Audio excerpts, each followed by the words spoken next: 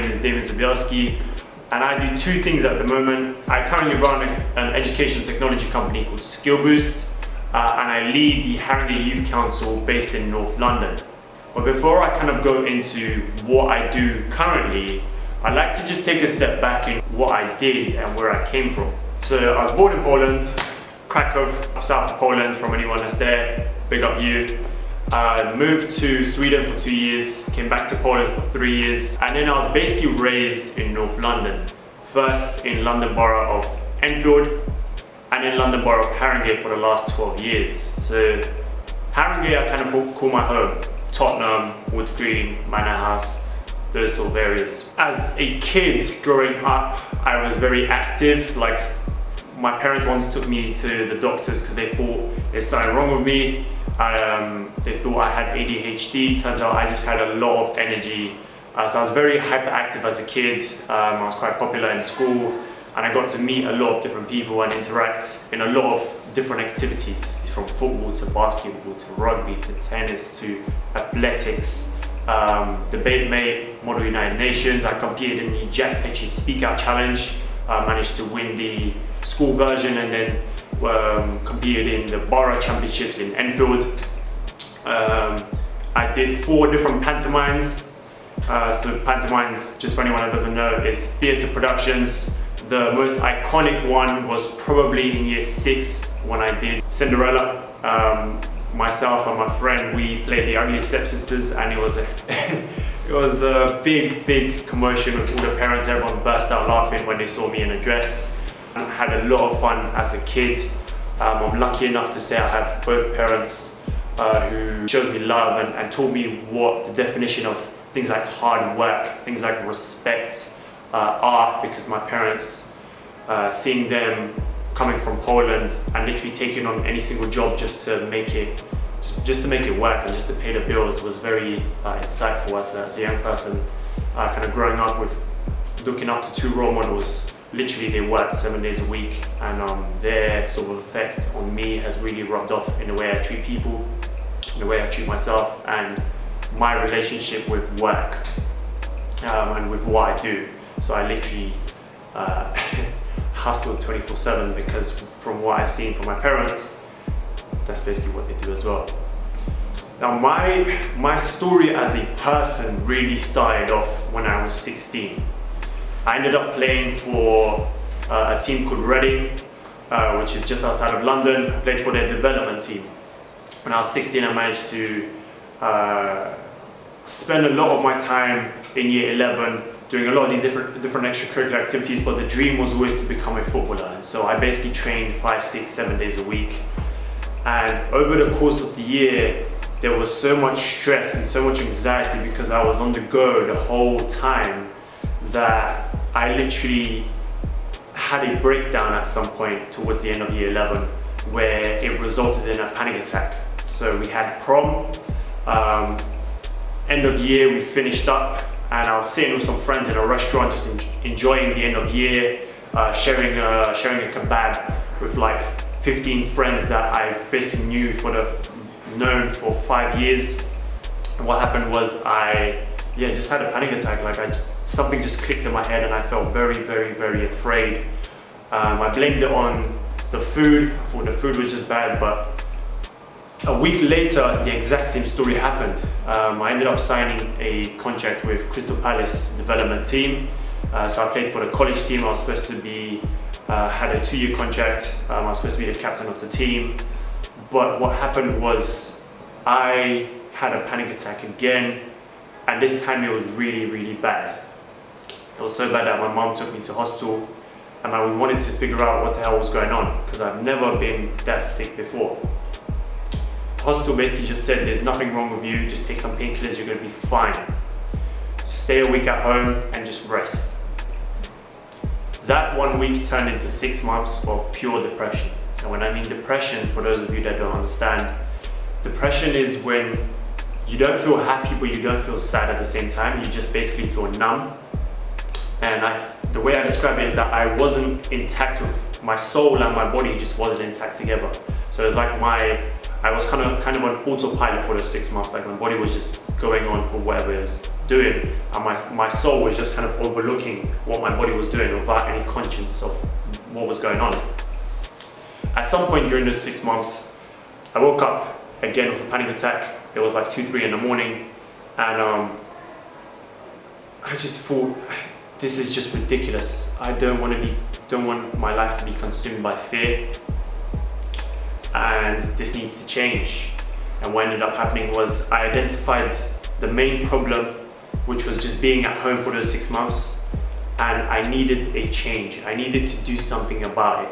So from the next day, I left my house and I just went on a walk just to get out the house. I remember it clear as day right now that the first walk that I've been to, I literally went out my house to the end of my road, which is like about 80 meters. And I was getting a panic attack because I was literally so far away from home that in my head it seemed so far away. I got back and I did that again 2 more times during the rest of the day. Once in the morning, once in the afternoon, and once at night.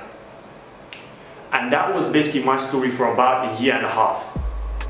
I was doing that 3 times a day, just leaving my house. And in the first year of after coming out of depression, I ended up seeing 4 different psychologists. CAMS, so Child and Adolescent Mental Health Services, IACT, Open Doors, and a school counsellor. It was only CAMS that actually identified my problem, which was I had a problem with traveling, and I felt very afraid to be traveling on my own. And they basically just said, listen, you have a problem with traveling, let's go and travel. Had an amazing counsellor called Jamie, who I kind of felt was like my consciousness, telling me, advising me what's right and what's wrong, and whether there's any right decision in fearing what's going on at the moment. So he was questioning a lot of the stuff that we were doing when we were traveling. And I very much enjoyed having him around. I spent 5 months working with him, just literally traveling 3 times a week. And we went from not being able to walk 10 minutes outside of my home environment to the last session being in central London, which is about half an hour from my house. So I really managed to excel in confidence.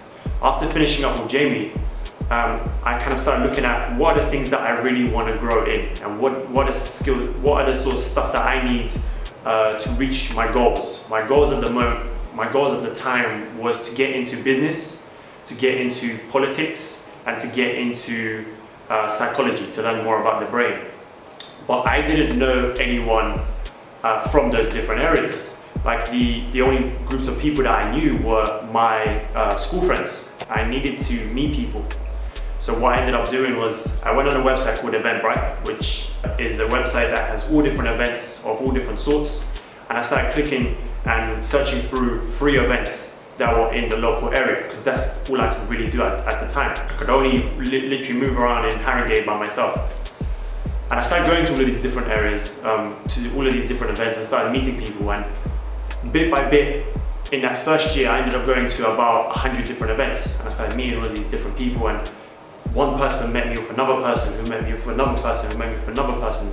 And I ended up meeting my first business mentor at the time, and she kind of really advised me on how to actually get into business and the different books to read and who to speak to and who to observe. And so for 2 years, from basically 18, when I finished up college, when I finished up the whole training academy that I was at, where I never really got to play because of the whole depression, anxiety and panic attacks that I was dealing with for those 2 years. Finished up college and I took a gap year. On the gap year, I decided I needed some time off to myself and just figure myself out, figure out this whole anxiety, depression, panic attacks business, and really excel at going to these different events and getting to know people. So that's all I basically did during my gap year. I ended up volunteering for six different organizations within the year. That's when I started leading the Haringey Youth Council as the chair, where I was elected by the local young people within the organization. I really started coming out of my comfort zone and getting to know people. I started reading a lot of books and doing a lot of courses around business, politics and psychology. At 19, so a year later, I then enrolled into Pearson Business School, which is a university connected to the University of Kent. And while I was there, it was a fun experience, don't get me wrong. but I didn't feel like I was really excelling. I felt I was learning more from the different events and the different networks that I was a part of than actually at the university. And so after finishing the first year and passing my first year at university, I ended up taking a gap year, which is where I am currently. So I ended up taking a gap year for 2 reasons. 1, so that I could prove to myself that I don't just talk shit, and 2, to just get on with what I need to do. So I listed out 4 different things that I want to do for this year. 1 is to build SkillBoost. SkillBoost is the company that I'm currently running. We're trying to focus on personalizing education. So that just basically means we're playing around with different learning styles. So kinesthetic, verbal, visual, oral, social, to allow customers essentially to learn in a style that suits them. So when I was going through education and I finished up secondary school, I realized that actually I like to see what I'm doing, I like to be practical with what I'm doing, and I like to learn through different people. So I like to be in social settings. And when I finished college and started going to all of these events, I started really excelling and really loving education because I was learning in the style that I was made for. So that's kind of what we're trying to do with SkillBoost. I took the job with Haringey Youth Council as the leader, and what I do at the moment is I get to lead this amazing group of young people in Haringey, where we get to shape policies around young people. We get to interact with different businesses that are aimed at young people, and we consult them on how to develop their services and get a better engagement with young people in the community, as well as we get to work with different young people in the area and identify the problems that they face the most in Haringey. Another thing for this year is just to set up a lot of different events, educating people on personal branding and networking, educating people on mental health and what that even is, and just creating these sort of networks and connecting people together. And then the 4th thing is just to enjoy my youth. Because of anxiety, depression and panic attacks over the last 2 years, because I was so focused on sports as a young person, and I literally trained 5, 6, 7 days a week, I kind of missed out on connecting with people and making real relationships. So a big focus for this year is just to connect people together and build these networks and connect one person who might need a designer to an actual designer, and connect a business person to a business person that might really add value to each other, as a way of, hopefully for me, making some friendships that will last a long time. So yeah, I currently am the Chief Executive of SkillBoost. I'm the leader of Haringey Youth Council, and I do what I do because I believe in both units equally. I believe that young people could make changes in the world, and we need to empower young people for them to be able to have the confidence to go out and make those changes. I think young people see things a bit differently because they have something called creativity and imagination still attached to them, and society hasn't taken that out of them yet. And with education, what we're trying to do is, I believe that if everyone enjoys education, they just don't enjoy it when it's not suited to them. And so what we're really trying to do with SkillBoost is allow a person to learn in a style that suits them, to really bring the best out of them, and show people that education is actually fun and engaging when it's done in your way. So that's kind of why I do what I do, and hopefully this was informative. If you have any questions on any of the things that I do, if you have a mental health challenge that you're going through and you might want to know where to go or where to get advice, or if you have any questions overall or perhaps ideas for collaboration, do get in touch. Thank you very much for listening. Signing off.